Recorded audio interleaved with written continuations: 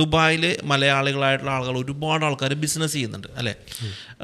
ചിലപ്പോൾ ഒരു പക്ഷേ അവർ ആഗ്രഹിക്കുന്നുണ്ടാകാം നാട്ടിൽ നിന്ന് എന്തെങ്കിലുമൊക്കെ ഇൻവെസ്റ്റ്മെൻറ്റ് എനിക്ക് അതിലേക്ക് വന്നാൽ കൊള്ളാം, അല്ലെങ്കിൽ നാട്ടിൽ നിൽക്കണമെന്ന് ആഗ്രഹിക്കുന്നുണ്ട്. കുറച്ച് കാശ് ഇവിടെയാണ് ദുബായിലാണെങ്കിലും ബിസിനസ് ഒന്ന് കൂട്ടത്തിൽ കൂടാം എന്ന് ആഗ്രഹിക്കുന്ന ആൾക്കാരുണ്ട്. അങ്ങനെയൊക്കെ ഒരാൾ വരികയാണെങ്കിൽ അവർ എന്തൊക്കെ കാര്യങ്ങളാണ് ശ്രദ്ധിക്കുന്നത്? തീർച്ചയായിട്ടും. അപ്പോൾ ഇന്ത്യയിൽ നിന്നൊരു ഇൻവെസ്റ്റർ ദുബായിൽ വന്നിട്ട് നിലവിൽ നടന്നുകൊണ്ടിരിക്കുന്ന കമ്പനിയിൽ ഇൻവെസ്റ്റ് ചെയ്യുമ്പോൾ ആദ്യം നോക്കേണ്ടത് അതിൻ്റെ ഏത് ബാങ്കിലുണ്ടെങ്കിലും ഇത് സെൻട്രൽ ഡിപ്പാർട്ട്മെൻറ്റ് ആയതുകൊണ്ട് അത് കൃത്യമായിട്ട് അതിൽ കാണിക്കും, ആ റിപ്പോർട്ട് വരും. അപ്പം അത് തരാൻ ഒരാൾ മടിക്കുന്നുണ്ടെങ്കിൽ അതിനർത്ഥം ആ കമ്പനിയിൽ ഇൻവെസ്റ്റ് ചെയ്യേണ്ടതെന്നുള്ളത് അത് തരണമല്ലോ. സ്വാഭാവികമായിട്ട് നിങ്ങൾ ഡീൽ നീ പോരി കുഴപ്പമൊന്നുമില്ല എന്ന് പറഞ്ഞാൽ അങ്ങനെ ചെയ്യല്ലേ, ഇതൊക്കെ മേടിച്ചിട്ട് ചെയ്യും.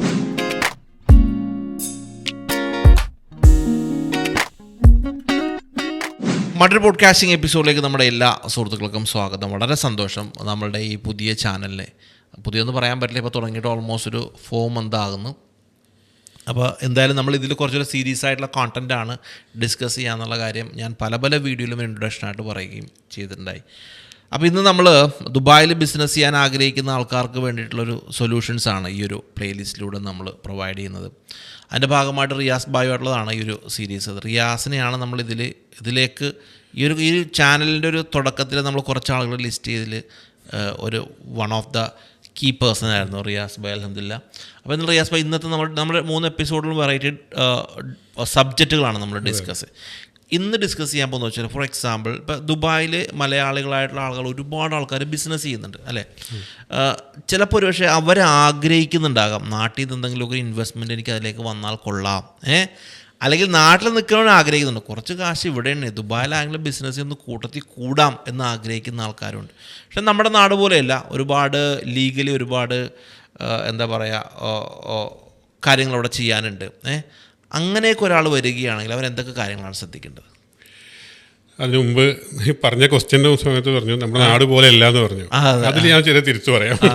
കാരണം നാട്ടിൽ ഫോറിൻ പോർട്ട്ഫോളിയോ ഇൻവെസ്റ്റ്മെന്റ് എന്നൊരു സംഭവമുണ്ട്.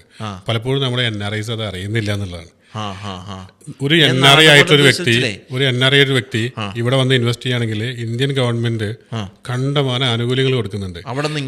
നമ്മുടെ മലയാളികളെ സംബന്ധിച്ചിടത്തോളം ഇവിടെ ബിൽഡിംഗ് വാങ്ങിക്കും, അതിന്റെ റെന്റ് വാങ്ങിക്കും, കുറെ പറമ്പുകൾ വാങ്ങിച്ചിടും, ഇല്ലെങ്കിൽ റിസോർട്ട് പണിയും. ഇതിന്റെ അപ്പുറത്തോട്ട് ഒരുപാട് തൊഴിൽ സാധ്യത കൊടുക്കുന്ന, ഒരുപാട് കുടുംബങ്ങളെ രക്ഷപ്പെടുത്താവുന്ന ബിസിനസ്സിലേക്കോ ഇൻഡസ്ട്രിയിലേക്കോ വരുന്നില്ല. അപ്പോൾ ഞാൻ ടോപ്പിക്കിൽ നിന്ന് മാറുകയാണ്. അത് ഞാനതിനെ പ്രോത്സാഹിപ്പിക്കുന്ന ഒരാളാണ്. ഇന്ത്യയിൽ വന്നിട്ട് ഇന്ത്യയിൽ എന്തുകൊണ്ട് നിങ്ങൾ ഇൻഡസ്ട്രീസിലൊന്നും ഇൻവെസ്റ്റ് ചെയ്യുന്നില്ല അല്ലേ? നമ്മൾ എപ്പോഴും ഞാൻ ഇവിടുത്തെ പ്രോഗ്രാംസിലൊക്കെ അറ്റൻഡ് ചെയ്യുന്നുണ്ട്. എന്തോരം നല്ല നല്ല ബിസിനസ്സുകൾ ഇവിടെ ചെയ്യുന്ന ആളുകൾ ഇന്ത്യയിൽ എന്തുകൊണ്ട് NRIs അതിൽ ഇൻവെസ്റ്റ് ചെയ്യുന്നില്ല? എത്ര NRI ഉണ്ടാവും നിങ്ങളെ കാഴ്ചപ്പാടിൽ ഇവിടെ വന്ന് ബിസിനസ്സിൽ ഇൻവെസ്റ്റ് ചെയ്യുന്നത്? അതൊരു മിസ്കൺസെപ്ഷനാണ്. ഇവിടെ ബിസിനസ് ചെയ്താൽ ബുദ്ധിമുട്ടാണ്, അവിടെയാണ് നല്ലത്. രണ്ടും നല്ലതാണെന്ന് ഞാൻ പറയും. റിയാസ് ഭായ് പേഴ്സണലി പറയുകയാണെങ്കിൽ അവിടെ NRI ആയിട്ടുള്ള ആൾക്കാർ, അതായത് ഇവിടെ നിന്ന് പോയ മലയാളികൾ അവിടെ സമ്പാദിച്ചിട്ട് അവരിന് ഇവിടെ തുടങ്ങണം ബിസിനസ് എന്നുള്ളത്. അതാണ് പറയുന്നത്. കാരണം കുറെ പറമ്പ് വാങ്ങിച്ചിട്ടുണ്ടെങ്കിൽ ഡെഡ് ഇൻവെസ്റ്റ്മെന്റ് ആണ്. നമ്മൾ ഒരു ക്യാഷ് ഫ്ലോ ഉണ്ടാക്കാനായിട്ട് നാട്ടിൽ ശ്രമിക്കുമ്പോഴല്ലേ അതിന്റെ ഡെവലപ്മെന്റ്സിലേക്ക് വരുള്ളൂ, അപ്പോഴല്ലേ ജനങ്ങളിലേക്ക് എത്തുള്ളൂ. കറക്റ്റ്, അത് നല്ലൊരു അഡ്വൈസ് ആയിരിക്കും. നമ്മൾ ടോപ്പിക്കിലേക്ക് വരികയാണെങ്കിൽ റിയാസ് ഭായ്, ഇപ്പോൾ ഫോർ എക്സാമ്പിൾ ഞാൻ ഒന്നുകൂടെ ഞാൻ സ്പെസിഫിക്കലി നിങ്ങൾക്ക് മനസ്സിലാക്കാൻ പറയുകയാണ്, നമ്മുടെ ഓഡിയൻസിന് അത് മനസ്സിലാകട്ടെ. ഇപ്പോൾ ദുബായിലൊരു മലയാളിക്ക് ഒരു ബിസിനസ് ഉണ്ട്, ഒരു കപ്പ് മാനുഫാക്ചറിങ് ഉണ്ടെന്ന് വിചാരിക്കാം. അവനവിടുത്തെ മാനുഫാക്ചറിങ് ഉണ്ട്. പക്ഷേ എന്നാൽ അവന് ഒരു ഇൻവെസ്റ്റ്മെൻറ്റ് വേണം, അവനൊരു സുഹൃത്തിനെ കിട്ടി കുറച്ച് ഇൻവെസ്റ്റ്മെൻറ്റ് കിട്ടിയാൽ കൊള്ളാം. പക്ഷേ അയാൾ വരാൻ പോകുന്നത് നാട്ടിലാണ്, അവൻ്റെ കൂട്ടുകാരനാണെന്ന് വിചാരിക്കും. അവൻ ഇതിലേക്ക് വരുമ്പോൾ എന്തൊക്കെ നൂലാമാലകളാണുള്ളത്, അത് കോംപ്ലിക്കേറ്റഡ് ആണോ എന്നുള്ള കാര്യമാണ്. അറ്റ് ദ സെയിം ടൈം ഇവൻ ഇതിന്ന് പോണ സമയത്തും ലീഗലി എന്തായാലും കുറച്ചുകൂടി ഒരു ഫ്ലെക്സിബിലിറ്റി ഉണ്ടോ എന്നുള്ള കാര്യങ്ങളൊക്കെയാണ് നമുക്ക് അറിയേണ്ടത്. തീർച്ചയായിട്ടും. അപ്പോൾ ഇന്ത്യയിൽ നിന്നൊരു ഇൻവെസ്റ്റർ ദുബായിൽ വന്നിട്ട് നിലവിൽ നടന്നുകൊണ്ടിരിക്കുന്ന കമ്പനിയിൽ ഇൻവെസ്റ്റ് ചെയ്യുമ്പോൾ ആദ്യം നോക്കേണ്ടത് അതിൻ്റെ ഇപ്പോൾ നാട്ടിൽ പറയില്ല സിബിൽ റിപ്പോർട്ട് എന്നൊക്കെ പറയുന്നത്, സിബിൽ എടുക്കുന്ന പോലെ തന്നെ ദുബായിൽ ഇത്തിഹാദ് ബ്യൂറോ എന്ന് പറഞ്ഞൊരു ഡിപ്പാർട്ട്മെൻ്റ് ഉണ്ട്. അതായത് ഫെഡറൽ സിസ്റ്റമാണത്. അപ്പം അതിൻ്റെ റിപ്പോർട്ട് അവരോട് ആവശ്യപ്പെടാം, എനിക്കത് കാണണമെന്ന്. AECB റിപ്പോർട്ട് എന്ന് പറഞ്ഞാൽ മതി. അപ്പോൾ അത് എടുത്തു കഴിഞ്ഞാൽ തന്നെ അതിനകത്ത് ഇവർ ഈ കഴിഞ്ഞ കാലങ്ങളിൽ ചെയ്ത് കൂട്ടിയിട്ടുള്ള എല്ലാ ചരിത്രവും അതിനകത്ത് കാണാൻ പറ്റും. എന്തെങ്കിലും ലീഗലി പ്രശ്നങ്ങളുണ്ടെങ്കിൽ റെഡ് മാർക്കുകൾ എത്രത്തോളം ഉണ്ട്, ചെക്ക് റിട്ടേൺസ്, അത് അങ്ങനെയുള്ള കാര്യങ്ങളും ഫിനാൻഷ്യൽ കാര്യങ്ങളും ആ സ്കോർ നോക്കണം ആദ്യം. പിന്നെ തീർച്ചയായിട്ടും ഉണ്ട്. എന്താ പറയണത്, ഇത്തിഹാദ് ബ്യൂറോയുടെ റിപ്പോർട്ട് തരാൻ പറഞ്ഞാൽ മതി. ACBയുടെ സ്കോർ അറിയണമെന്ന് പറഞ്ഞാൽ മതി. ആപ്ലിക്കേഷനുണ്ട്. ബാങ്ക് സ്റ്റേറ്റ്മെന്റ് അല്ല വാങ്ങിക്കേണ്ടത്. ബാങ്ക് സ്റ്റേറ്റ്മെന്റ് 6 മാസത്തെ സ്റ്റേറ്റ്മെന്റ് ഒന്നുകൊണ്ട് നമുക്ക് ഇവരുടെ കഥ അറിയണല്ലോ. ഇതൊരു കല്യാണം കഴിക്കുകയാണല്ലോ. ആ കല്യാണത്തിന് മുമ്പ് കാര്യങ്ങളൊന്നും അന്വേഷിക്കണമല്ലോ. ആ അന്വേഷണത്തിന്റെ ഫസ്റ്റ് സ്റ്റെപ്പ് അത് കഴിഞ്ഞാൽ ഇവരുടെ വിസകളൊക്കെ എന്താണ് നിലവിൽ, പിന്നെ എന്താണ് സ്റ്റാറ്റസ് എന്ന് അറിയണം. അതായത് ഇപ്പോൾ ഒരു 20-30 വർഷമൊക്കെ ആയിട്ട് വർക്ക് ചെയ്യുന്ന ഒരാളുണ്ട്, ആ കമ്പനിയിൽ ജോലി ചെയ്യുന്നു. ഞാൻ പഴയ കമ്പനിയിലാണെന്ന് പറയുന്നത്. അയാളുടെ ഗ്രാറ്റുവിറ്റിക്കും ലയബിളല്ലേ പുതിയ വരുന്ന ആള്. തീർച്ചയായിട്ടും. അപ്പോൾ പുതിയ വരുന്ന അപ്പോൾ അത് ഒന്ന് ചെക്ക് ചെയ്യുക, അവരുടെ ലാബിലിറ്റീസ്, അവരിൽ വിസക്ക് ഓവറായി എടുക്കുന്നുണ്ടോ, ലേബറിന്റെ ഫൈനുകളുണ്ടോ, RTA എന്ന് പറയുന്ന റോഡ് ആൻഡ് ട്രാൻസ്പോർട്ട് അത് ACBയിൽ കിട്ടില്ല. ACBയിൽ നിങ്ങളുടെ ഫിനാൻഷ്യൽ പിന്നെ നിങ്ങളുടെ ഡീലിങ്ങുകളുമായി ബന്ധപ്പെട്ട കാര്യങ്ങൾ മാത്രമേ ഉണ്ടാവുള്ളൂ.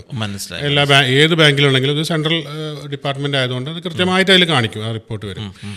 അപ്പം അത് തരാൻ ഒരാൾ മടിക്കുന്നുണ്ടെങ്കിൽ അതിനർത്ഥം ആ കമ്പനിയിൽ ഇൻവെസ്റ്റ് ചെയ്യേണ്ടതെന്നുള്ളത്. അത് തരണമല്ലോ സ്വാഭാവികമായിട്ട്. തീർച്ചയായിട്ടും. പിന്നെ ഒന്ന്, ഈ പറഞ്ഞ രീതിയിൽ ഡ്യൂ ഡിലിജൻസ് നോക്കാനാണെങ്കിൽ അതിൻ്റെതായ ഏജൻസികളുണ്ട്. ഒരു ചാർട്ടേഡ് അക്കൗണ്ടിനെ നിങ്ങൾക്ക് വിശ്വസിച്ച് ഏൽപ്പിക്കാം, അല്ലെങ്കിൽ ഞങ്ങളെപ്പോലെ കൺസൾട്ടൻസ് നമ്മളെ അത് ചെക്ക് ചെയ്ത് കൊടുക്കുന്നുണ്ട്. അപ്പോൾ ആ ചെക്ക് ചെയ്യാനുള്ള റൈറ്റ്സും നമുക്കുണ്ട് ലീഗലി. അപ്പോൾ അത് വെച്ചുകൊണ്ട് നമ്മളത് പരിശോധിച്ചിട്ട് കംപ്ലീറ്റ് റിപ്പോർട്ട് എടുത്ത് കൊടുക്കും. ലേബർ ഡിപ്പാർട്ട്മെൻറ്റിൽ ഇത്ര വിസയുണ്ട്, അതിൽ ഇത്ര ഫൈനായി കിടക്കുന്നുണ്ട്, അല്ലെങ്കിൽ RTAയിൽ ഇത്ര ഫൈനുണ്ട്, അവരെ സംബന്ധിച്ചിടത്തോളം വാടക കൊടുക്കാനുണ്ട്, ലാൻഡ് ലോഡിനായിട്ടുള്ള എഗ്രിമെന്റ്സ് നോക്കണം. അവർ എത്ര വർഷത്തേക്കാണെന്ന് അറിയില്ലല്ലോ.